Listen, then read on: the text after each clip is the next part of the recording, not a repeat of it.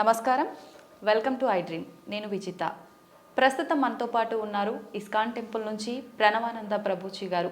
వారు ముంబైలోని గోవర్ధనికో విలేజ్లోని ఆశ్రమంలో సేవ చేస్తూ వారి ప్రవచనాల ద్వారా కృష్ణతత్వాన్ని, కృష్ణుడి యొక్క లీలలను మనకు తెలియజేస్తూ ఉంటారు. ఇప్పుడు ప్రభుజీతో మాట్లాడదాం. నమస్కారం గురుజీ. హరే కృష్ణ. నమస్కారం అండి. బాగున్నారా? బాగున్నాను ప్రభుజీ, మీరు ఎలా ఉన్నారు? బాగున్నా అండి. చాలా సంతోషంగా ఉంది ప్రభుజీ మీతో ఇలా కలవటం, మీతో మాట్లాడటం. ప్రభుజీ, కృష్ణతత్వం అంటుంటారు. అసలు కృష్ణతత్వం అంటే ఏంటి ప్రభుజీ? మీరు ప్రేమ గురించి విన్నారా? వినే ఉంటారు. విన్నాం. ప్రేమ, పరిపూర్ణమైన ప్రేమతత్వమే కృష్ణతత్వం అంటే. ఓకే. అయినా మూర్తీభవించిన ప్రేమ స్వరూపం, మూర్తీభవించిన ఆనంద స్వరూపం. భగవంతుడి గురించి మన శాస్త్రములలో సత్ చిత్ ఆనంద స్వరూపము అని భగవంతుడి గురించి అంటారనమాట. ఇప్పుడు చూడండి, కృష్ణుడి లీలలు ఎటువంటిది అని అంటే, ఎవ్వరు ఆయనని ఏ విధంగా ఆశ్రయించినా సరే ఆయనని అట్రాక్ట్ చేసేస్తారనమాట. ఆకర్షణ మనకి మన మన గ్రావిటీ అని అంటారు. మన భూమికి ఉంటుంది గ్రావిటేషన్ ఎనర్జీ. అది ఏం చేస్తుంది అని అంటే, పైకి ఏదైతే ఉంటుందో దాన్ని కిందికి లాగేస్తుంది అనమాట గ్రావిటీ వల్ల. అవును. కానీ కృష్ణుడు ఎలాంటి వాడంటే, ఎంత కింద పడిపోయిన వాడినైనా సరే పైకి లాగేస్తూ ఉంటాడు. అది ఆయన దగ్గర ఉండే శక్తి అన్నమాట. ఆయన యొక్క లీలల చేత, ఆయన యొక్క చేష్టితముల చేత, ఆయన యొక్క అద్భుతమైన తత్వం చేత అందరి మనసుని కూడా ఆకర్షించే వ్యక్తి కృష్ణుడు. అయితే ఇప్పుడు చూడండి, చిన్నపిల్లల్ని బాలలీలలు చేసి ఆకర్షించారు. అటు చిన్నపిల్లవాడుగా ఉన్నప్పుడు గోపికలందరినీ కూడా ఆయన ఆశ్రయించారు. దాని తర్వాత పెద్దగా అయ్యాడనుకోండి, మిగతా వాళ్ళందరూ తన యొక్క ఫ్రెండ్స్, తర్వాత ఇంకా యంగ్ గోపీస్ అందరూ కూడా కృష్ణుడిని ఆశ్రయించగలిగారనమాట. దాని తర్వాత కంసాదులందరూ కూడా కోపంతో అయినా సరే నిరంతరం కృష్ణుడి గురించే ఆలోచిస్తూ ఉండేవారు, కృష్ణుడితో గురించే ఆలోచిస్తూ ఉండేవారు. మిగతా భక్తులు, నారదాది భక్తులందరూ కూడా ప్రేమతో కృష్ణుడిని ఆశ్రయించారు. అర్జునుడు లాంటి వాళ్ళు ఫ్రెండ్షిప్తో కృష్ణుడిని ఆశ్రయించారు. కాబట్టి ఏ విధంగా చూసినా సరే అందరినీ కూడా తన యొక్క మ్యాజిక్లో పెట్టేసేవాడు అనమాట కృష్ణుడు అని అంటే. కృష్ణతత్వం మనకి అన్నిటికంటే పరిపూర్ణమైన తత్వము అని చెప్తారు భగవద్ అవతారములలో. మనకి భాగవతం చెప్తుంది, సాక్షాత్గా అన్ని అవతారముల యొక్క ఏదైతే మూల కారణం ఉందో అది కృష్ణతత్వం అని కూడా మనకి చెప్తారు శ్రీమద్ భాగవత ప్రమాణంగా చూస్తే. ఓకే. అయితే స్వామి అద్భుతమైన ప్రేమ, ధర్మము, ఆనందము వీటన్నిటితో కూడుకున్న తత్వమే కృష్ణతత్వం అన్నమాట. ఓకే. అయితే ప్రభుజీ, హిందువులు కృష్ణుణ్ణి అసలు ఎందుకు పూజించాలి ప్రభుజీ? హిందువు అని అంటేనే రామకృష్ణాదులందరినీ కూడా ఆరాధన చేసేవారే. సనాతన ధర్మానికి ఒక మూల స్తంభం, లేదా ఒక విధంగా చెప్పాలి అని అంటే సనాతన ధర్మానికి ఒక అన్నిటికంటే ముఖ్యమైన గ్రంథం మనకి భగవద్గీత. కృష్ణుడిని గీతాచార్యుడు అని అంట. కృష్ణం వందే జగత్ గురుం. మనందరికీ గురువు ఎవరు అని అంటే అది శ్రీకృష్ణుడే. గీత ద్వారా అసలు హిందూ అని అంటే ఏంటి, సనాతన ధర్మానికి చెందినవారు అని అంటే ఏంటో తెలుసా అండి? మనకి భగవంతుడి పైన నమ్మకం ఉంటే మనం హిందువులం కాదండి, మనం సనాతన ధర్మానికి చెందిన వాళ్ళం కాదు. మన శాస్త్రముల పైన నమ్మకం ఉంటే మన హిందువులం అవుతాం. చాలా మంది అనుకుంటారు, మేము గుడికి వెళ్తామండి, మేము బొట్టు పెట్టుకుంటామండి, మేము భగవంతుడికి అగరబత్తి తిప్పుతామండి కాబట్టి మేము హిందువులం. Sorry sir, you are not Hindu. మనం ఎప్పుడైతే గీత, భాగవత, రామాయణాదులు అన్నిటినీ కూడా ఒప్పుకుంటాం అప్పుడు మనం హిందువులు అవుతాం అన్నమాట. ఎందుకంటే మనకి భగవంతుడి గురించి ఎలా తెలిసిందండి? మీ కృష్ణుడు ఉన్నాడు అని ఎలా తెలిసింది? భాగవతం నుంచి తెలిసింది. రాముడు ఎలా ఉన్నాడు అని తెలిసింది రామాయణం నుంచి తెలిసింది. మనం రామాయణము, భాగవతము, భగవద్గీత, ఉపనిషత్తులు, వేదములు వీటిని ఒప్పుకున్నప్పుడే మనం భగవంతుడికి నమ్ముతాము అని మనకి ఆచార్యులు చెప్తారనమాట. కాబట్టి ఆస్తికత అని అంటే గ్రంథములపైన నమ్మకం పెట్టడం, మన శాస్త్రములపైన నమ్మకం పెట్టడం, మన ఆచార్యులపైన నమ్మకం పెట్టడం. కాబట్టి మనందరికీ ఎవరైతే కృష్ణుడు భగవద్గీతలో ఒక విషయం చెప్తారు, ఏంటో తెలుసా అండి? అహం బీజ ప్రదాపిత అని అంటారు. మనందరికీ తండ్రి ఆయనే. మనందరం కూడా మమై వాంసో జీవలోకే జీవభూత సనాతన అని అంటారు గీతలో. మనందరం కూడా కృష్ణుడి యొక్క అంశములు, చిన్న tiny part and parcels of Krishna అని అంటారు. అంటే మీకు ఎక్స్ప్లెయిన్ చేయాలి అని అంటే, ఒక పెద్ద బంగారపు ముద్ద ఉందనుకోండి, 1 కేజీ బంగారపు ముద్ద ఉంది, మీకు ఒక ఉంగరం చేయించుకోవాలి అని అందనుకోండి, దాంట్లో కొద్ది బంగారం తీసి మనం ఉంగరం చేయిస్తాం. కృష్ణుడు ఆ బంగారపు ముద్ద లాంటి వారనమాట, మనమేమో చిన్న చిన్న ఉంగరం లాంటి వాళ్ళం అనమాట. కాబట్టి మనకి కృష్ణుడికి ఉండే సంబంధం ఏంటి అని అంటే, జీవేర స్వరూపహోయ్ కృష్ణేర నిత్యదాస్. మనందరం భగవంతుడి యొక్క దాసులం, భగవంతుడికి సేవకులం అనమాట. కాబట్టి ఆయన సేవ చేయకపోతే ఇంకా మనిషే కాదు కదండి. దుర్లభో మానుషో దేహో తదపి దుర్లభమర్థతం మనుష్యత్వం ముముక్షత్వం వైకుంఠ ప్రియ దర్శనం. ఈ మానవ జన్మ లభించిందే భగవంతుని తెలుసుకోవడానికి. కాబట్టి ఆ భగవంతుడి ఆరాధన అనేది ప్రతి ఒక్కరూ తప్పకుండా చేయాలి. మన సనాతన ధర్మంలో కృష్ణ రామ ఆ యొక్క సేవ, వాళ్ళ యొక్క తత్వాలను మనం శ్రవణం చేయటం, వాళ్ళకి సేవ చేయటం అనేది చాలా ముఖ్యం. కాబట్టి ప్రతి ఒక్కళ్ళు కూడా చక్కగా కృష్ణుని ఆశ్రయించాలి, కృష్ణుడి యొక్క భక్తి చేయాలి. ఓకే. అయితే ప్రభుజీ, కృష్ణుడిని ఆరాధించాలంటే కృష్ణుడి విగ్రహం అనేది మనం ఇంట్లో పెట్టుకొని ఆరాధించాల్సి ఉంటుందా గురూజీ? అసలు ఎందుకు పెట్టుకోవాలి కృష్ణుడి విగ్రహాన్ని? కృష్ణుడి యొక్క విగ్రహం ఎందుకు పెట్టుకోవాలి అని అంటే, మనం మీకు ఒక విషయం చెప్తానండి. మీకు చాలా ప్రేమ ఉన్ని వ్యక్తిలోని ఎవరైనా ఉన్నారనుకోండి, మీరు ఏం చేస్తారు? మా కాలేజ్లో మేము ఇంజనీరింగ్ చదువుకునేటప్పుడు చూసేవాళ్ళం అనమాట. ఎవరికైనా గర్ల్ ఫ్రెండ్ బాయ్ ఫ్రెండ్ ఉన్నారనుకోండి, వాళ్ళు ఏం చేస్తారు తెలుసా? స్క్రీన్స్ ఎవరిపైన వాళ్ళు ఫోటో పెట్టుకునేవారు అనమాట. అదే అడుగుని, అరే వీళ్ళెవరు అంటే, వీళ్ళు నా గర్ల్ ఫ్రెండ్, వీళ్ళ బాయ్ ఫ్రెండ్ అని చెప్తూ ఉండేవారు. తర్వాత మేము ఎప్పుడైనా వాళ్ళకి రూమ్కి వెళ్ళాం అనుకోండి, రూమ్లో కూడా వాళ్ళ ఫోటోలు ఉండేవి. దాని తర్వాత ఎక్కడ పర్సులో చూసాను, పర్సులో కూడా వాళ్ళ ఫోటో ఉండే. మనం ఎవరినైతే ప్రేమిస్తామో వాళ్ళ యొక్క చిహ్నాలతో మన అందరినీ నింపేసుకుంటూ ఉంటాం కదండి. అవును ప్రభుజీ. కాబట్టి మనం భగవంతుణ్ణి ప్రేమిస్తున్నాము అన్నప్పుడు భగవంతుడి యొక్క అవే మన దగ్గర ఉండాలన్నమాట. ఇప్పుడు చూడండి, మేము స్వామి ఆరాధకులం. మా స్క్రీన్ సేవర్లో చూడండి, మీకు కృష్ణుడు కనిపిస్తాడు, పార్థసారథి. ఇక్కడ లోపల తీసిన మా ఆచార్యులు కనిపిస్తారు. కాబట్టి ఎక్కడ ఉన్నా సరే కృష్ణుడితో మనం నింపేసుకుంటాం అనమాట.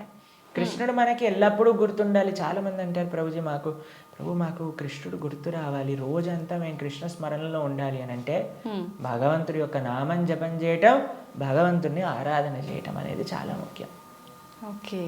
కాబట్టి ప్రతి ఒక్కళ్ళు చాలామంది భయపడిపోతూ ఉంటారు, ప్రభుజీ ఇంట్లో విగ్రహం పెడితే ఆయనకి 3 పూట్ల నైవేద్యం పెట్టాలా అని అంటే, మరి స్వామి మనకి తినడానికి తిండి ఇచ్చింది, మీకు శరీరం ఇచ్చింది, పీల్చడానికి గాలి ఇచ్చింది, చూడడానికి కన్నులు ఇచ్చింది, శక్తినిచ్చింది, మనసునిచ్చిందేమో ఆయనకు పెట్టడానికి మనకి పెద్ద బాధ.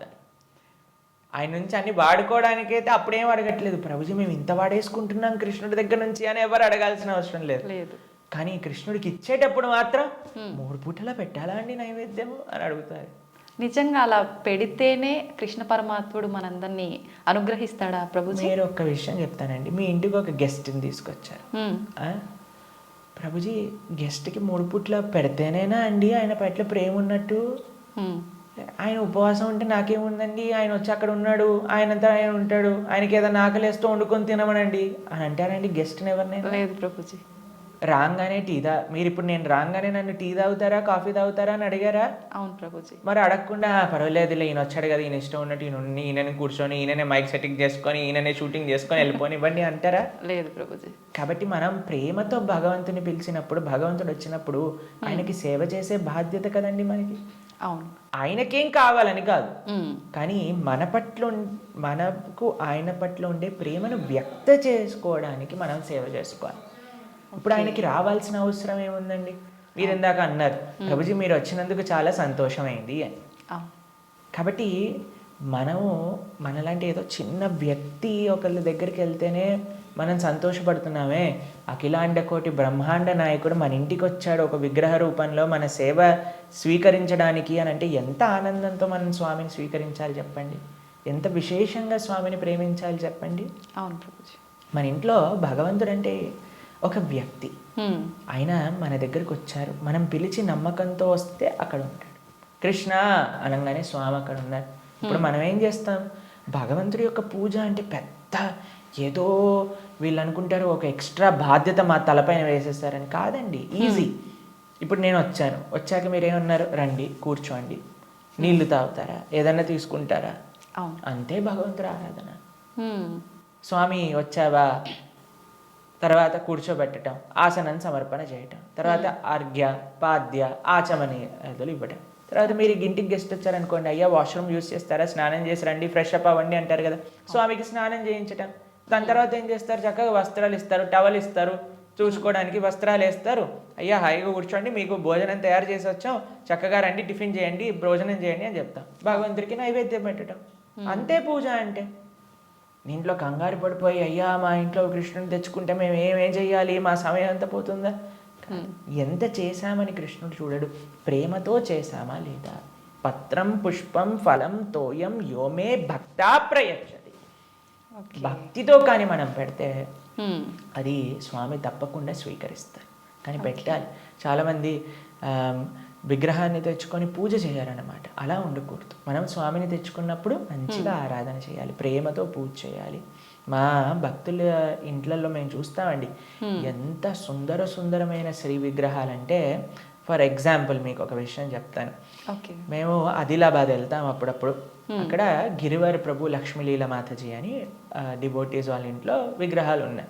వాళ్ళు ఎంత బాగా చేస్తారు, ప్రొద్దున పూట లేవంగానే స్వామికి చక్కగా వాళ్ళు ఉయ్యాల్లో పడుకోబెడతారనమాట రాత్రిపూట. అయితే పడుకునే ముందు ఏం చేస్తారు తెలుసా అండి, వాళ్ళు చక్కగా కాళ్ళు ఒత్తుతారు స్వామికి. కాళ్ళు ఒత్తి చేతులకి మాలిష్ చేసి తర్వాత పడుకోబెడతారు. అన్ని అలంకరణలు తీసేసి నైట్ డ్రెస్ వేసినట్టుగా పడుకోబెడతారు. పడుకొని ఇప్పుడు చలికాలం అనుకోండి, ఒక చక్కటి రజాయి షాల్ కూడా కలిపి పెడతారనమాట. ప్రొద్దున పూట లేస్తారు. లేపాక చిన్నపిల్లవాడిని ఎలా మనం కూర్చోబెట్టి ఆయనను రెడీ చేసి ఎలా అయితే చేస్తామో అలా కూర్చోబెట్టి స్వామికి అలంకరణ చేసి, పిల్లలందరూ వాళ్ళ ఇంట్లో 3 పిల్లలు ఉన్నారనమాట. 3 పిల్లలు వచ్చి భగవంతుడికి ఆరతి చేస్తారు. అమ్మ నాన్న అందరూ ఇంటిల్లి పాది భగవంతుడి యొక్క సేవ చేసుకుంటారు. మీకు ఒక విషయం చెప్తా, a family that praise together stays together. మనం అన్నీ చేస్తామండి. ఇంటిల్లిపాది అందరిని తీసుకొని సినిమాకి వెళ్ళొచ్చు, ఇంటిల్లిపాది అందరిని తీసుకొని హోటల్కి వెళ్ళొచ్చు, ఇంటిల్లిపాది అందరిని తీసుకొని పార్క్కి వెళ్ళొచ్చు. అయినా సరే మాకు ఫోన్ చేసి చెప్తున్నాను, ప్రభుజీ మా ఇంట్లో ఎవరు మమ్మల్ని అండర్స్టాండ్, పిల్లలు మాటినట్లేదు ప్రభుజీ, ఈయన గారు మాటినట్లేదు ప్రభుజీ, ఆవిడ మాటినట్లేదు ప్రభుజీ, తలనొప్పి వస్తుంది ప్రభుజీ. నేనంటే అమ్మ మీరు సినిమాకి తీసుకెళ్తున్నారు, సీరియల్ చూపిస్తున్నారు, పార్క్కి తీసుకెళ్తున్నారు, రెస్టారెంట్కి తీసుకెళ్తున్నారు, ఎప్పుడైనా మీరు నలుగురు కలిసి ఒకటేసారి భగవంతుడికి పూజ చేశారా? నలుగురు కలిసి నియమంగా ప్రతి వారం మేము గుడికి వెళ్తామండి, ప్రతి వారం మేము గోసేవ చేయడానికి వెళ్తామండి అని ఎవరైనా చేస్తున్నారా అంటే, లేదండి మా ఆయన గారు గుడికి రాదండి, నేను ఒక్కనే వెళ్తానండి, మా ఆవిడ గారు పూజ చేయరండి, నేను ఒక్కనే పూజ చేస్తానండి, మా పిల్లలు ఆడుకోవడానికి వెళ్తారు. ఏవైతే చేయకూడదో అన్ని నలుగురు కలిసి చేస్తున్నారు, ఏదైతే పని చెయ్యాలో కలిసి చేయట్లేదు కదా. మేము అన్నాం వాళ్ళకి, ఒక నెల రోజులు కలిసి మీరు ఆలయానికి వెళ్ళండి, నెల రోజులు కలిసి గోశాలకు వెళ్ళి గోసేవ చేయండి, ఒక నెల రోజులు కలిసి ఒక 5 నిమిషాలైనా సరే భగవంతుని ముందు ప్రార్థన చేయండి అంటే, నెల రోజుల తర్వాత మాకు ఫోన్ చేశారు. ఫోన్ చేసి ప్రభుజీ ఇప్పుడు మేము ఇంతకు ముందు కంటే చాలా ప్రశాంతంగా ఉన్నాం, ఇంతకు ముందు కంటే చాలా మార్పు మా జీవితాల్లో వచ్చింది. కాబట్టి మేమన్నా ఇలానే చేస్తూ ఉండండి, ఇంకా శాంతి మీ ఇంట్లో పెరుగుతుంది. కాబట్టి మనకు ఒక కామన్ పాయింట్ కావాలి. ఆ కామన్ పాయింట్ మంచి సెంటర్ అయి ఉండాలి, అది భగవంతుడు. భగవంతుని కేంద్రంగా పెట్టుకుంటే, ఇప్పుడు మన ఇంటికి కేంద్రం ఏంటండి, డైరెక్ట్గా ఇంట్లో నుంచి రాగానే ఫస్ట్ మహావిశ్వరూప దర్శనం, పెద్ద ఎల్సిడి స్క్రీన్ టీవీ కనిపిస్తుంది మనకి. అవును ప్రభుజీ. కాబట్టి టీవీ మనకి కేంద్రం అయిపోయింది. టీవీలో ఏం చూపిస్తారండి, ఆ చెత్త ఈ చెత్త తప్ప ఏం అవసరమైన విషయాలు ఏం చూపించరు, ఇలాంటి ప్రోగ్రాముల విషయం పక్కన పెడితే. కాబట్టి మనిషికి ఏది మంచిదో అది మనకి కేంద్రంగా ఉండాలి. ఇప్పుడు దురదృష్టవశాత్తు టీవీలు కేంద్రం అయిపోయాయి ఇంటికి. ఎంత పెద్ద టీవీ ఉంటే అంత గొప్ప స్టేటస్ నీది అని చెప్పుకునే వాళ్ళు కూడా తయారైపోయారు. మేము ఒక భక్తుల ఇంటికి వెళ్ళాం. జనరల్గా భక్తుల ఇంట్లలో టీవీలు చూడం మేము ఎప్పుడు కూడా. వాళ్ళు టీవీలు తీసేసి ఎక్కడైతే టీవీ ఉండాలో అక్కడ ఆలయం ఉంటుంది. మా ఇంట్లో కూడా టీవీ ఉండదండి. మా ఇంట్లో హాల్లోకి వెళ్తే ఫస్ట్ కనిపించేది మీకు మా పూజా గది, మా ఆరాధన మూర్తులు అన్నీ కూడా కనిపిస్తూ ఉంటాయి అన్నమాట. డెలిబరెట్లీ మేము అసలు టీవీ పెట్టలేదు హాల్లో, ఎందుకంటే అందరికీ కేంద్రం భగవంతుడు ఉండాలి అట్లీస్ట్ అని. కాబట్టి భక్తుల ఇంట్లలో ఎక్కడైతే టీవీ మెయిన్ ప్రదేశం ఉంటుందో అక్కడ తప్పకుండా పూజ రూమ్ ఉంటుంది. కానీ ఈ భక్తుడి ఇంట్లో మాత్రం పెద్ద టీవీ ఉందన్నమాట. ఓకే. అయితే నేను అడిగి ఆశ్చర్యపోయాను, అదే టీవీ ఏముంది ప్రభుజీ ఒకసారి వెనకాల చూడండి అనగానే ఏం వైర్ లేవు, ఉత్తి టీవీ అలా పెట్టుంటారనమాట. అయితే నేను అన్నాను ఏమైంది, ఎందుకు అలా పెట్టారు అంటే ప్రభుజీ అందరు అంటున్నారు టీవీ టీవీ ఒక స్టేటస్ సింబల్ అయిపోయింది, మీ ఇంట్లో టీవీ లేదా, మీ ఇంట్లో టీవీ లేదా, మీ ఇంట్లో టీవీ లేదా అన్నందుకు వాళ్ళ కోసం అని పెట్టేశాను ప్రభు, కానీ వైర్లు పెట్టలేదు, ఉత్తి టీవీ పెట్టానని చెప్పారనమాట. Okay, super Prabhuji. కాబట్టి ఇప్పుడు చూడండి, మన జీవితంలో దేన్ని మనం చూస్తూ ఉంటే, దేన్ని మనం వింటూ ఉంటే, దేని గురించి మనం మాట్లాడుకుంటూ ఉంటే, దేని గురించి మనం తలుస్తూ ఉంటే అలా మన మనసు అయిపోతుంది. ఓకే. మీరు చెడు విషయాలు వింటూ, చెడు కార్యక్రమాలు చూస్తూ, అనవసరమైన అక్కర్లేని గొడవలు, మన ఇల్లు ఎంత ప్రశాంతంగా ఉన్న సీరియల్లో మనం గొడవలు చూస్తూ ఉంటే ఆ గొడవలు మన ఇంట్లోకి కూడా వస్తాయి ఒక రోజు. ఎందుకంటే అదే కదండి మన మనసులో దింపేది, అదే కదా మన మనసులో అంత నాటుకుపోయేది. నేను చిన్న చిన్న పిల్లల్ని చూస్తాం, అప్పుడప్పుడు విచిత్రమైన స్లాంగ్లో మాట్లాడతారు. ఓయ్ ఏంట్రా ఇది ఎక్కడ పట్టుకున్నావు నువ్వు అని అంటే, ఆ సినిమాలో అలా మాట్లాడా హీరో. ఓకే. మేము స్కూల్లో చదువుకుంటున్నప్పుడు మాకు గుర్తుందనమాట, ఒకసారి మేము ఒక బర్త్డే పార్టీకి వెళ్ళినప్పుడు మా ఫ్రెండ్ ఇలా షర్ట్ టక్ చేసుకుంటారు కదా, ఒకవైపు వదిలేశాడు అనమాట, ఒకవైపు టక్ చేసుకున్నాడు. నేను ఒరే నువ్వు ఇంకో వైపు టక్ చేసుకుంటా మర్చిపోయావురా అని అంటే, అది కాదు ఇప్పుడు ఇది లేటెస్ట్ ఫ్యాషన్ అని అన్నారు. ఎక్కడ చూసావు నువ్వు అని అంటే, సినిమాలో చూసాను. కాబట్టి ఏదైతే చూస్తామో మనం దాన్ని అనుకరిస్తాం, ఏదైతే వింటామో అదే మనం అనుకరిస్తాం. కాబట్టి మేం చెప్పేది జనాలకి ఏంటి అంటే, మంచిని చూడండి, మంచిని వినండి కదా, మంచి విషయం గురించి ఆలోచించండి. భగవంతుడి కంటే మంచి విషయం ఏముందండి ఈ ప్రపంచంలో? అవును. కాబట్టి మన ఇంట్లో మంగళకరంగా ఉండాలి అని అంటే, ఎక్కడ చూసినా భగవంతుడి గురించి ఉండాలి, ఇక్కడ చూసినా భగవత్ స్పృహ అనేది మనకు కలగాలి. మా ఇంటికి వచ్చిన వాళ్ళందరూ ఏమంటారో తెలుసా అండి, ఈ ఇల్లుకి ఉత్తి గోపురం తక్కువ, ఆలయమే సాక్షాత్తుగా అని అంటారు. మా అమ్మ వాళ్ళు ఉండే ఇల్లు మా ఇల్లు అని అంటే, మేము ఉండేది ఆశ్రమంలో. కానీ మా పేరెంట్స్ అండి, ఎక్కడ చూసినా మీకు ఎటువైపు చూసినా కృష్ణుడు కనిపిస్తూ ఉంటాడు, కృష్ణుడి యొక్క వివిధ లీలలు కనిపిస్తూ ఉంటాయి. అట్లీస్ట్ మనం మర్చిపోనే స్థితిలో ఉన్నా సరే అటు చూస్తే, ఓ కృష్ణలీల, కృష్ణలీల గోవులను కాయడానికి వెళ్తున్నారు, ఇక్కడ గోపికలతో చక్కగా నృత్యం చేస్తూ ఉన్నారు, ఓ ఇక్కడ యశోదమ్మతో ఉన్నారు అని మనకు ఆ స్పృహ రావాలి. కాబట్టి మనం 24 గంటలు మనం ఒక పాజిటివ్ ఎన్వైరన్మెంట్లో ఉండటం వలన, భగవంతుడికి దగ్గరగా ఉండటం వలన అది మనకి మంచిది. కాబట్టి ప్రతి హిందువు అని అంటేనే శ్రీ విగ్రహ ఆరాధన అత్యంత ముఖ్యం.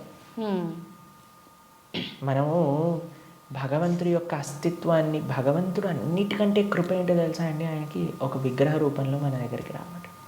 ఓకే. ఆ కృపని మనందరం, ఈ సనాతన సాంప్రదాయం పాపం మిగతా వాళ్ళకి ఆ అదృష్టం లేదు, వాళ్ళకి ఆ ఆనందం అంటే ఏంటో తెలియదు. కానీ మన సాంప్రదాయంలో ఆ విగ్రహ ఆరాధన, ఆ సేవ, భగవంతుడికి ఆ ప్రేమపూర్వకమైన సేవ చేస్తే అండి, అసలు దానికంటే గొప్ప ఆనందం ఈ ప్రపంచంలో ఇంకొకటి లేదు. కాబట్టి అటువంటి అదృష్టాన్ని మనం వదిలేసి పూజ చేయాలా, పూజ ఎందుకు చేయాలి, పూజ చేస్తే 3 పూట్ల నైవేద్యం పెట్టాలా, పూలు తీసుకొని రావాలా, మాల కట్టాలా, బట్టలు వేయాలా, అయ్యో రామ, మాకు ఇలాంటి ప్రశ్నలు ఇస్తే మాకు చాలా బాధేస్తుంది అనమాట. ఎందుకంటే మన పెద్దలందరూ, మన ఆచార్యులందరూ, మన గురువులందరూ భగవంతుడి యొక్క ఆరాధన ఎలా చెయ్యాలి, ఎంత బాగా చెయ్యాలి అని జీవితం యొక్క గోల్ భగవంతుడి ఆరాధన కోసం పెట్టేస్తే, భగవంతుడి యొక్క శ్రీమూర్తులను కాపాడటంలో పెట్టేస్తే, మనం మాత్రం ఇప్పుడు మోడర్న్ డే 21st సెంచరీ హిందువులు పూజ చేయాలా అని అడిగే స్థితిలోకి వచ్చేస్తాం. కాబట్టి వెరీ అన్ఫార్చునేట్.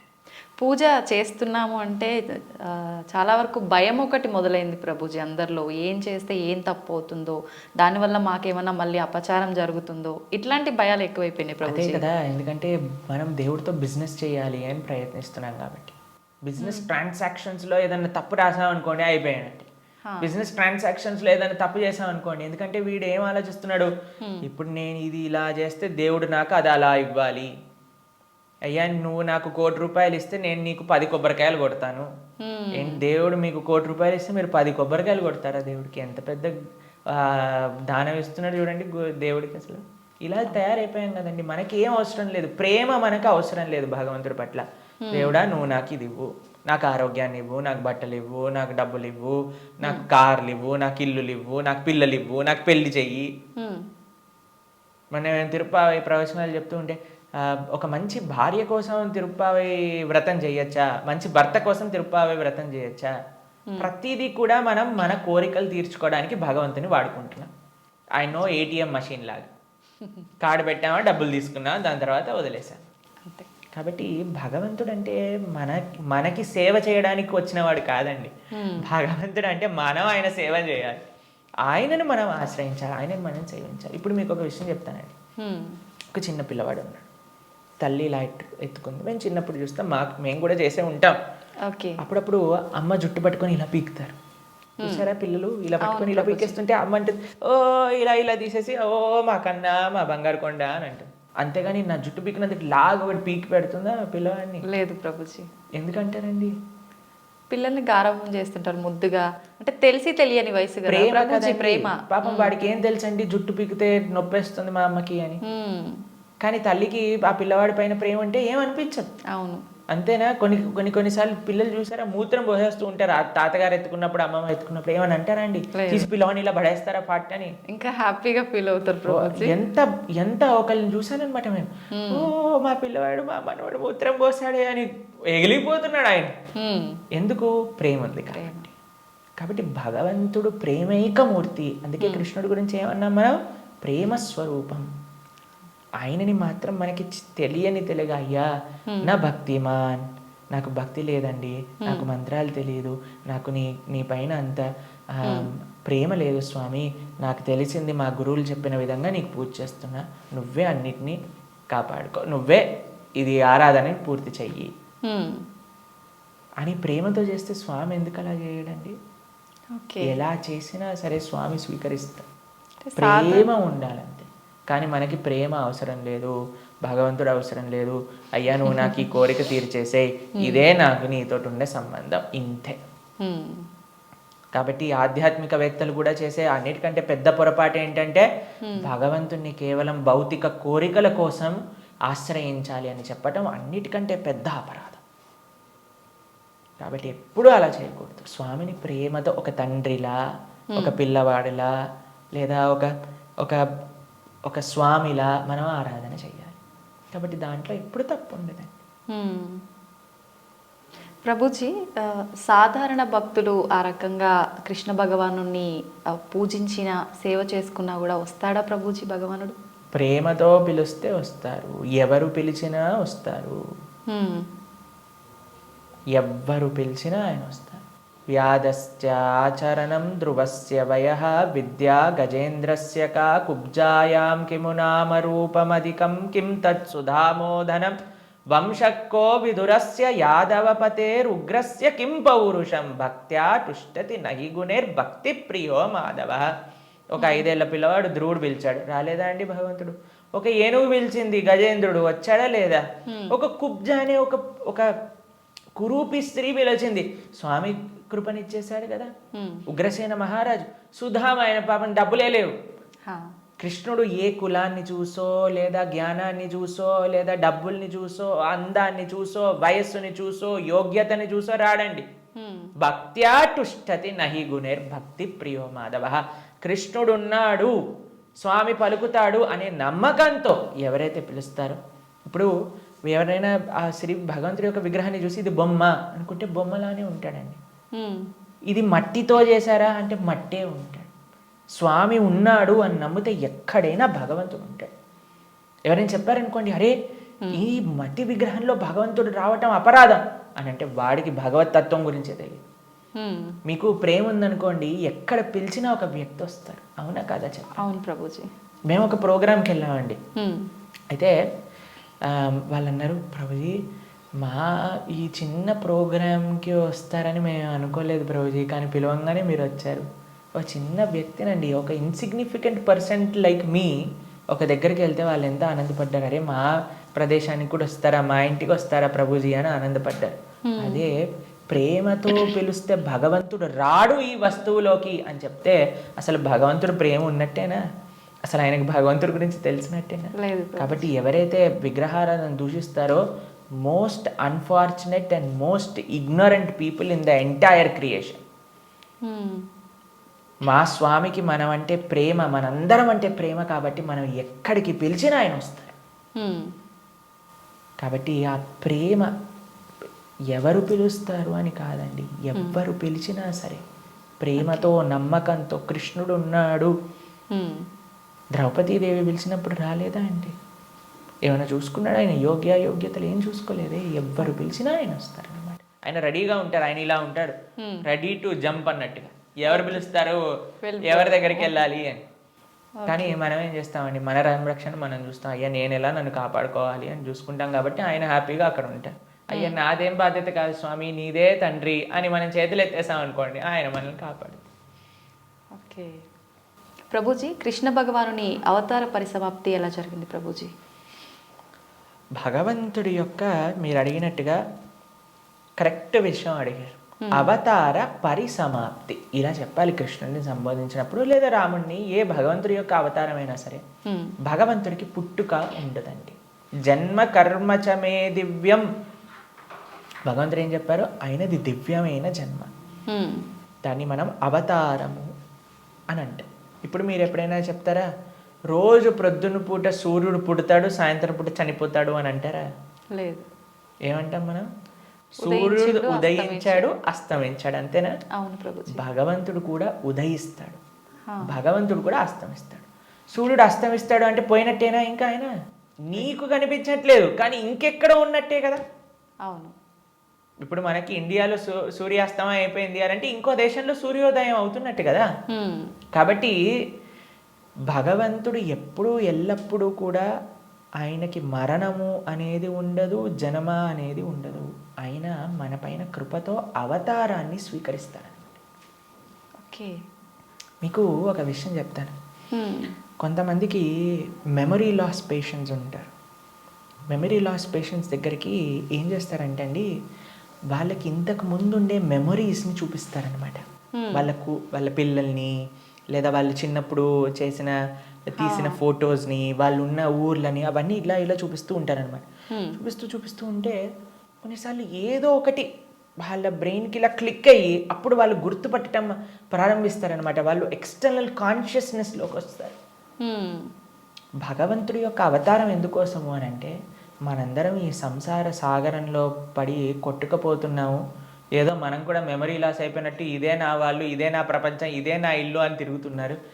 వీడి నిజమైన స్వరూపాన్ని చూపించాలి అని స్వామి అవతరించి, స్వామి యొక్క లీలల ద్వారా, రామాయణ భాగవతాదుల ద్వారా, అయ్యా ఇది నువ్వు ఈ ప్రదేశానికి చెందినవాడివి అని మనకు చూపిస్తారు. అప్పుడు ఓ నేనైతే ఈ మనుష్యుని కాదా, ఓ అయితే ఇది నేను ఈ కులానికి చెందినవాడిని కాదా, ఈ ప్రాంతానికి చెందినవాడిని, నేను కృష్ణుడి దాసున్నా, నేను ఉండాల్సింది ఆ భగవంతుడి యొక్క లోకంలో కదా అని మనం కూడా మర్చిపోయిన వాళ్ళకి కొద్దిగా బుద్ధిని ఇవ్వడానికి స్వామి అవతార స్వీకారం చేస్తారనమాట. మనందరం పడిపోయి ఈ సముద్రంలో పడిపోవడం అంటే ఏంటండి? మునిగిపోవటం.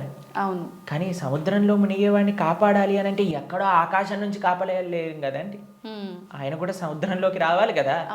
అలా భగవంతుడు కూడా ఈ ప్రపంచంలో దిగి మనల్ని పట్టుకొని బయటికి తీసుకురావడానికి ఆయన యొక్క అవతారాన్ని స్వీకరిస్తారు.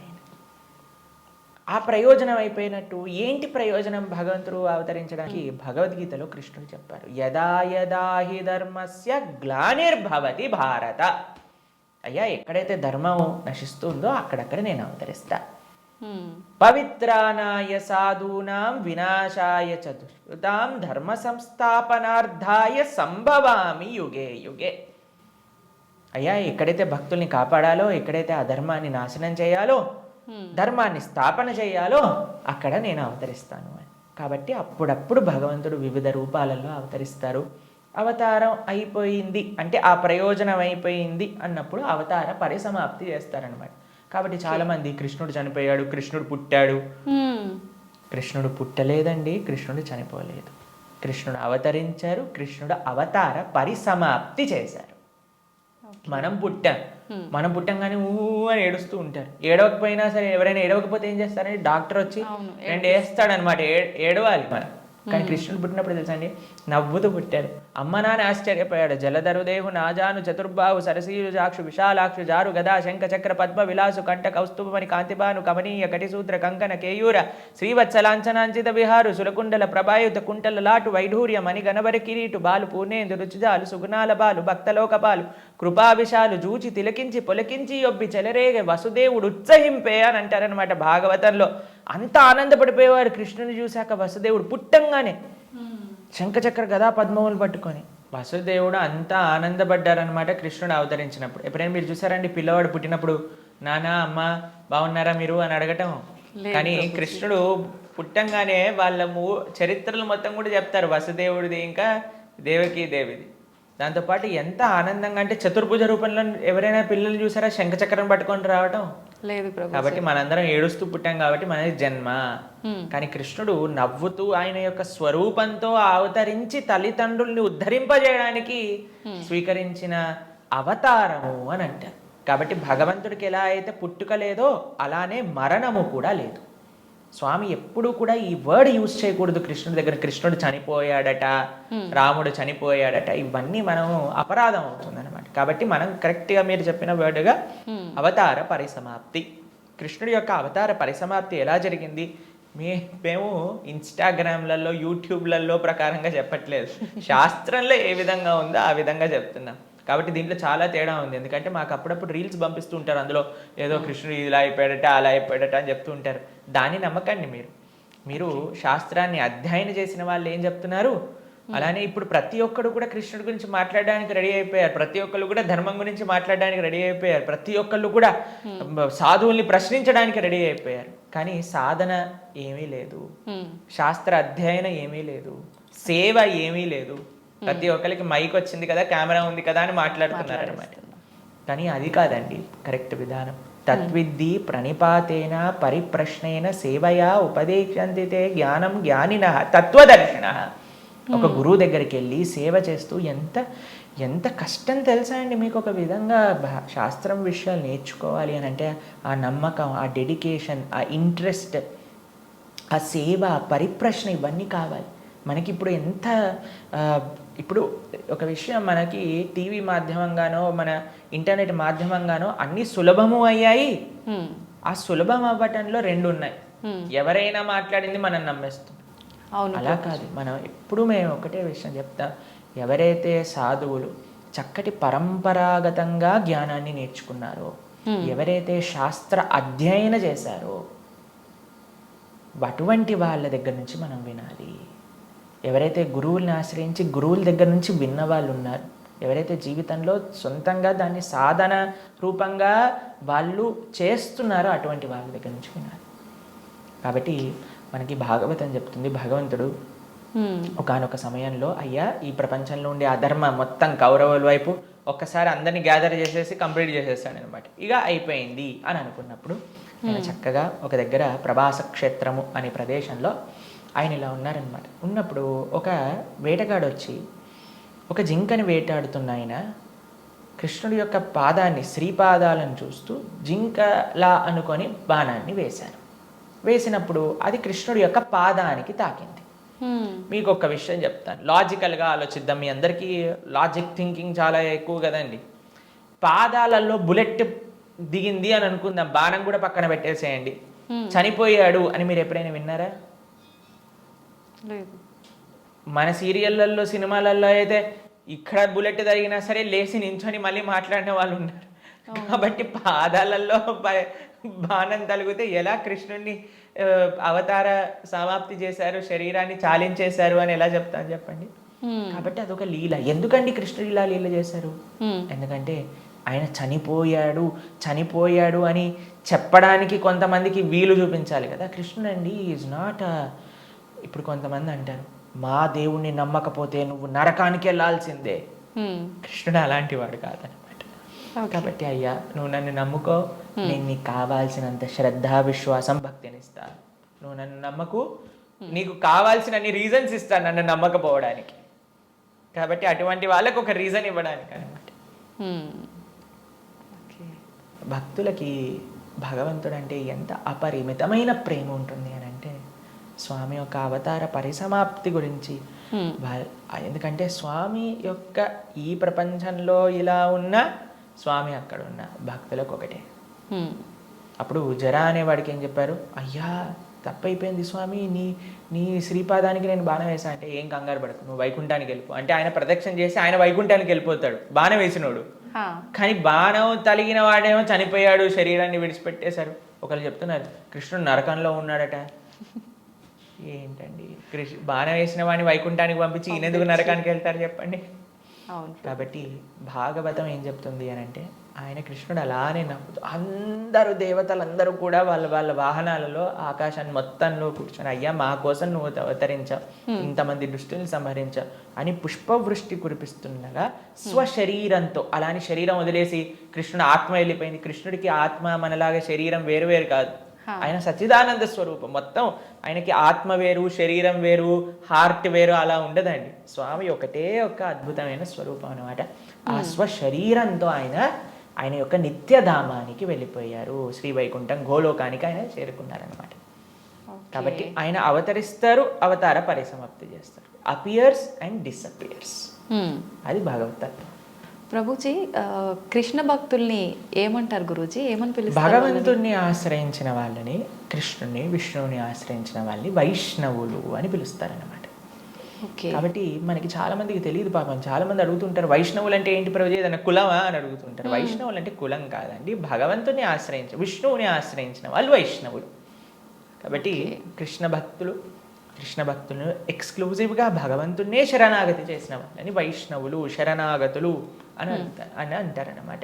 ప్రపన్నులు అని అంటారు, ముముక్షువులు అని అంటారు. కాబట్టి మనం భగవంతుని ఆశ్రయించిన వాళ్ళని వైష్ణవులు, కృష్ణ భక్తులు అని మనం వ్యవహరిస్తూ ఉంటాం అనమాట. స్వామి నీవే తప్ప ఇతప్పరం బెరుగని, స్వామినే ఆశ్రయించి జీవితాన్ని స్వామి కోసమే సమర్పణ చేసి గజేంద్రుడు ప్రార్థన చేశారు కదండి. ఆ విధంగా స్వామికి మాత్రమే స్వామి దివ్య శ్రీచరణాలకు శరణాగతి చేసిన వాళ్ళని వైష్ణవులు అని అంటారు. ఓకే. అయితే ప్రభుజీ, కృష్ణుణ్ణి ఒక్కొక్కరు ఒక్కొక్క రకంగా పిలుచుకుంటారు. అసలు నిజంగా కృష్ణుని ఏమని పిలుస్తారు గురు? సాంకేత్యం పారిహాసం సోహం హేళనమేవ వా వైకుంఠనామగ్రహణం అశేషాకహరం విదుహు. అయ్యా ప్రభుజీ, మీరు మంటని ముట్టుకుంటే ఏమవుతుంది అని అంటే, ఎవరు ఏ విధంగా మంటని ముట్టుకున్నా కాలుతుంది. అలానే కృష్ణుని ఎవరు ఏ విధంగా పిలిచినా సరే వాళ్ళకి ఫలితం వస్తుంది అనమాట. సాంకేత్యం పారిహాసం స్తోహం హేళనమేవ జోగ్గా, చూడు హరే కృష్ణ వాడు వెళ్తున్నాడు అన్నా సరే, కృష్ణనామం అన్నాడా వాడికి ఆ ఫలితం దొరుకుతుంది అనమాట. వీళ్ళు హరే కృష్ణ వాళ్ళు పుస్తకాలు డిస్ట్రిబ్యూట్ చేస్తుంటారు రోడ్డు పైన అని కోపంగా అన్నా, కృష్ణుడు అని చెప్పాను కదా, పని చేస్తుంది అనమాట. ఏ విధంగా మందు లోపలికి వెళ్ళినా సరే పని చేసినట్టుగా స్వామిని ఎవరు ఏ విధంగా ప్రేమించినా సరే, మనం భగవంతుని ఎలా పిలవాలి అని మీరు అడిగారు కదా, ఎలా పిలిచినా ఫలితం ఇచ్చేవాడి యొక్క నామం అయితే ప్రేమతో పిలిస్తే ఇంకేం జరుగుతుంది చెప్పండి. అసలు ఇంకా మంచి అద్భుతంగా ఆ యొక్క భక్తి, ఆ యొక్క ప్రేమ, విశ్వాసంతో మనం ఎప్పుడైతే ఆ భగవంతుడి యొక్క నామాన్ని తీసుకుంటామో, కలో దోష నిదేరాజన్ అస్తి ఏకోన్ మహాన్ గుణాన్ కీర్తనాతేవ కృష్ణస్య ముక్త సంగ పరం బ్రజేత్. ఈ కలియుగంలో అన్ని దోషాలతో నిండిపోయింది. ఎక్కడ చూసినా సరే అండి, మాకు ఫోన్ చేసిన వాళ్ళందరూ, ప్రభుజీ ఈ బాధ, ఆ బాధ, ఈ కష్టం, వాడు అలా చేశాడు, వీడు ఇలా చేశాడు, వీళ్ళు అలా మోసం చేశారు, వాళ్ళు అలా మాట్లాడుతున్నారు, వీళ్ళు ఇలా ఇబ్బంది పెడుతున్నారు, ఇదే అండి ఎక్కడ చూసినా సరే. న్యూస్ చూసినా, టీవీ చూసినా ఎక్కడైనా ఇదే కదండి అంతా కూడా. ఇక్కడ ఆ యుద్ధం జరుగుతుంది, ఇక్కడ ఈ యుద్ధం జరుగుతుంది, ఇక్కడ ఈ దొంగతనం అయింది, అక్కడ యాక్సిడెంట్ అయింది. ఎక్కడ చూసినా ఈ ప్రపంచంలో కష్టాలే అట. ఈ కష్టాలతో నిండిపోయిన ఈ ప్రపంచంలో నుంచి బయటపడాలి అని అంటే ఏకైక మార్గం ఏమిటి అని అంటే భగవంతుడి యొక్క నామస్మరణ. కేవలం భగవన్నామస్మరణ మాత్రమే మనల్ని తరింపజేస్తుంది ఈ ప్రపంచంలోంచి. అందుకే కృతేయ ధ్యాయతో విష్ణుం త్రేతాయాం యజతో మకై ద్వాపరే పరిచర్యాయాం కలో తత్హరికీర్తనం. ఈ కలియుగంలో శాస్త్రం ఇచ్చిన ఒక అద్భుతమైన ఔషధం ఏంటి అని అంటే భగవన్నామ స్మరణ. ప్రేమతో, మనస్సుతో ఆ భగవంతుడి యొక్క నామాన్ని స్మరించాలి. హరే కృష్ణ కృష్ణ కృష్ణ హరే హరే, హరే రామ రామ రామ హరే హరే. ఇది మహామంత్రం. అందుకే హరిర్నామ హరిర్నామైవ కేవలం నాస్తైవ గతిరన్యద అని చెప్పారనమాట శాస్త్రంలో. ఆ భగవంతుడి యొక్క నామస్మరణ తప్ప ఈ కలియుగంలో ఇంకొక మార్గం లేదు తరించడానికి అని కూడా మన శాస్త్రం చెప్తుంది. కాబట్టి ప్రేమతో, భక్తితో, శ్రద్ధతో, విశ్వాసంతో, నమ్మకంతో మనం భగవంతుడి యొక్క నామస్మరణ చేయాలి. ఓకే.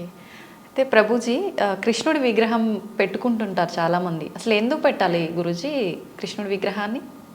ఇందాక మనం మాట్లాడుకున్నట్టుగా మనకి ఏ వ్యక్తి పైన అయితే ప్రేమ ఉంటుందో ఆ వ్యక్తి యొక్క స్వరూపం మన దగ్గర ఉంటుంది. కాబట్టి మన యొక్క స్వరూపమే భగవంతుడి యొక్క దాసులు.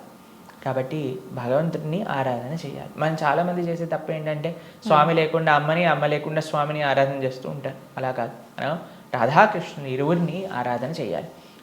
మీరు ఇంట్లో శ్రీ విగ్రహాలను పెట్టుకుంటున్నారు అని అంటే ఆరాధన కూడా తప్పకుండా చేయాలి. భగవంతుడికి నైవేద్యం పెట్టడం, ఆరతి ఇవ్వటం, ఉత్సవాలు జరపటం, అభిషేకాలు చేయటం, వీటన్నింటినీ కూడా చక్కగా చేసుకోవాలి. ఇది ప్రియారిటీగా చేసుకోవాలి. ఇది చేసుకుంటే మీ జీవితంలో ఆనందం వస్తుందండి. మిగతాది ఏది చేసినా ఆనందం రాదు.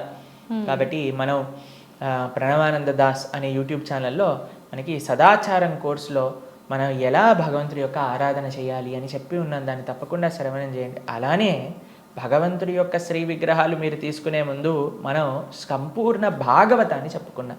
గీతా భాగవత మన ప్రణవానంద దాస్ అనే ఛానల్లో మీకు లభిస్తాయి.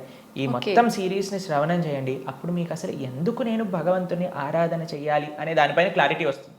దాని తర్వాత ఎలా ఆరాధన చేయాలి అనేది మీరు తర్వాత చూసుకుందరు. కానీ కాబట్టి మనం హిందువులుగా కేవలం నేమ్ సేక్ హిందూస్ అవ్వకూడదు. కేవలం బొట్టు పెట్టుకునే హిందూస్ అవ్వకూడదు. శనివారం ఉపవాసం చేసే హిందువులం అవ్వకూడదు.